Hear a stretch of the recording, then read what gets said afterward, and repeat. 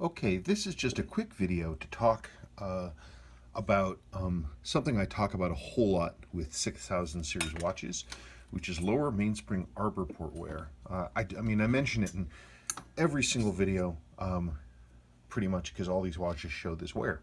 So I had a good illustration here of a movement that's apart, and I wanted to show the things that I see. I don't know, if I was being smart, I would have preset this, but I didn't. So what are you going to do? Okay, so this train bridge, it sits on top of the movement right there, okay? And then your barrel goes inside between them. Then on top of it goes your ratchet wheel like this, okay? The ratchet wheel is always turning like this with the automatic movement. So what happens, again, with the mainspring arbor is that it's always turning and it's always wearing. And the mainspring arbor, the bottom of it, sits right here in this little port. Now this watch had an extreme amount of wear. You can see you've got this ring of wear around this hole. You can also see, if you look carefully, this hole is not round anymore. It's pushed out on this side. You can see that and what happens when that happens is the whole barrel, which is a round toothy thing here, and it tips over like this. You can actually see right here where the barrel in this watch was tipping over so far that it was actually grinding into the main plate. And the upper one was also so worn from that tipping over that this ratchet wheel, which is like a little sawtooth edged thing, I get my grip on it here, again, also tipping over to the point that the teeth were grinding into the main plate there. See this line of brassing right there? It's all blown out.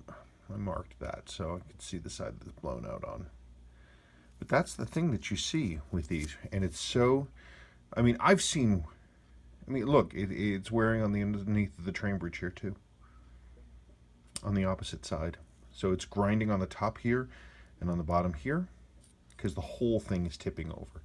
So what's going to have to happen now in order to correct that, would you come here, is that I need to machine this out, machine out this worn port, because there's no making that better. We press in a jewel right here, and that makes things better. So we've got to replace this bushing up here, and we've got to machine this out and press in a jewel, and then we will. This stuff is cosmetic. It doesn't really matter. Once I get the bushing and the jewel put in, then it'll be fine. But when I talk about lower mainspring arbor port wear, this is the kind of stuff that I see. So it's got to be addressed. But once that's addressed, it'll be great. Okay, I thought that'd be fun to talk about, because it's visual illustrations are a little easier to cope with than anything else. And just for fun, let's see if I can dig one of these things out really quick. I'll show you one of the jewels that I put in to that lower mainspring arbor port. These are rare jewels, but I have some, and they're so rare and so important that we're actually having them made again. There you are. And that is the jewel.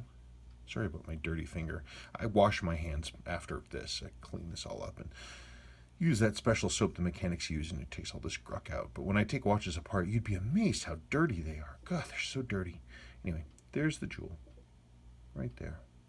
And that jewel is going to go right there. Okay, thank you much.